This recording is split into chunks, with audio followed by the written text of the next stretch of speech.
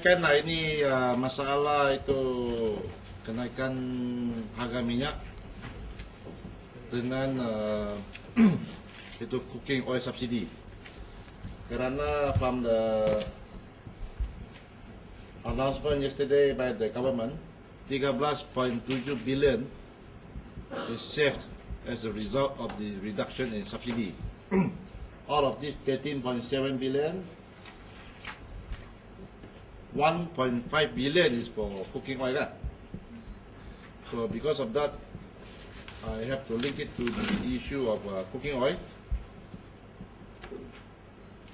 And also, daripada 13.7 billion ini, 400 million is for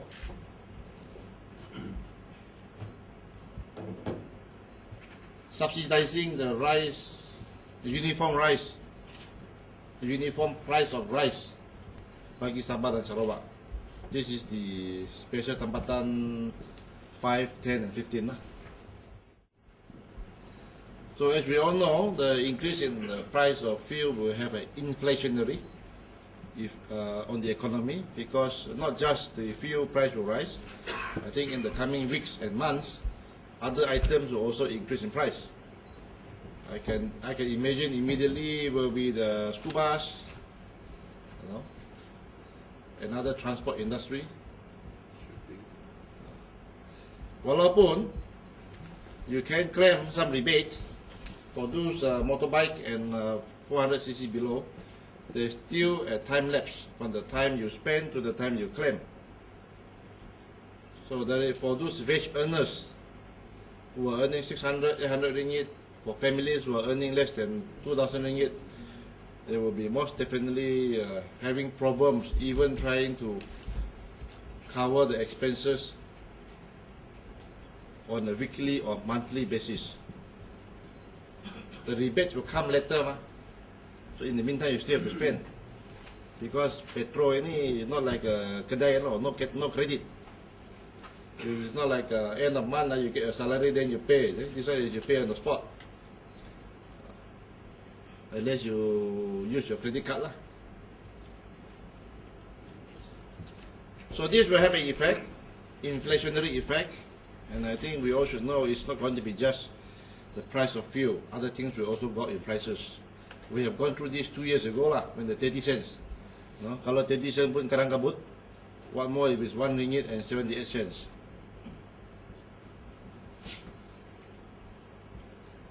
Dari segi politik, I believe there will be a serious political consequences. Let's hope there is no by-election coming up lah. Let's hope there is no by-election coming up as a result of one of the election petition. Could you please maybe explain what you mean by political consequences? Immediately, see, in our democratic system, the government is there, popularly elected by the people. If the people are not happy, even in the short term, people will stop supporting the government in many other ways, not just in the ballot box. When they are having financial difficulties and the economic problems, obviously they will voice the grouses.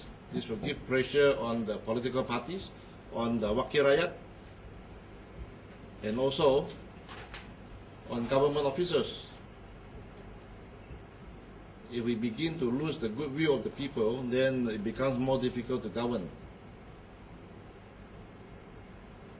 This is before an election or by-election.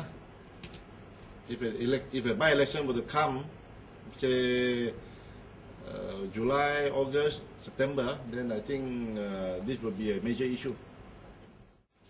Now, on the figures given by the government, I'm now talking about the 1.5 billion, supposedly 1.5 billion of the 13.7 billion was meant for cooking oil subsidy. From official reports, actually for the last 1 year, 1st June 2007 to this month, is estimated at 900 million ringgit. It should not be more than 1 billion ringgit. So there is still a surplus of half a billion. At the same time, the government has used the issue of cooking oil to partly justify the reduction in fuel subsidy. But the government has also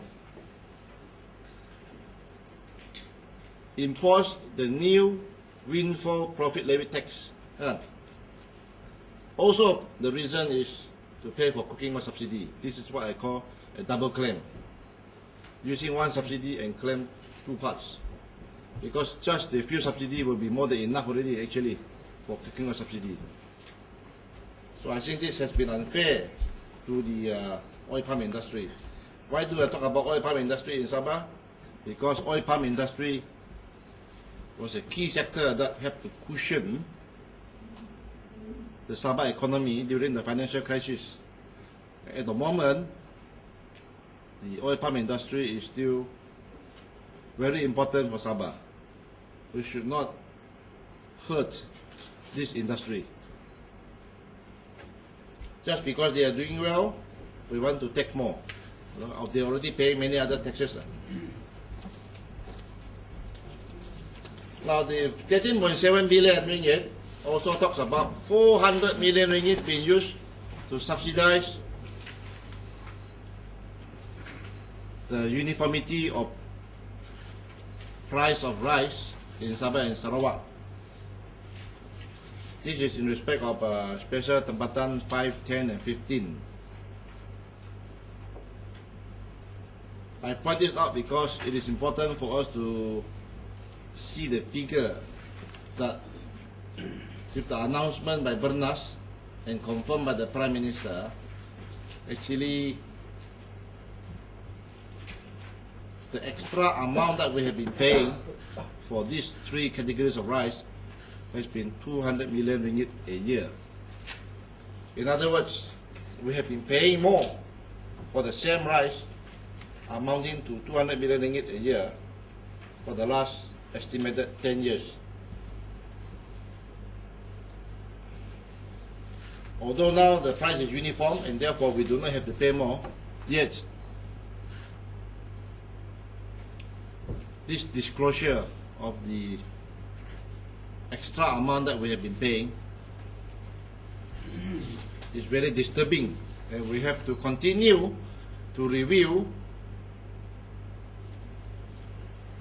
the economic structure and the trading system in the country. Well, by virtue of the size of the state of Sabah and Sarawak, Ruben, that's a valid question. By virtue of the state of Sabah and Sarawak being so big, we are in need of four-wheel drive vehicle.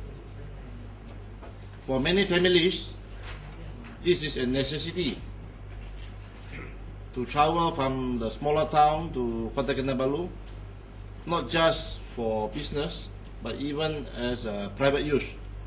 A lot of families do need vehicles of more than 2,000 cc, especially four-wheel drive. I'm not talking about the upper bracket Ninja King lah. I'm talking about the ordinary Land Cruiser. So all those people will be affected, and they are not entitled to rebates.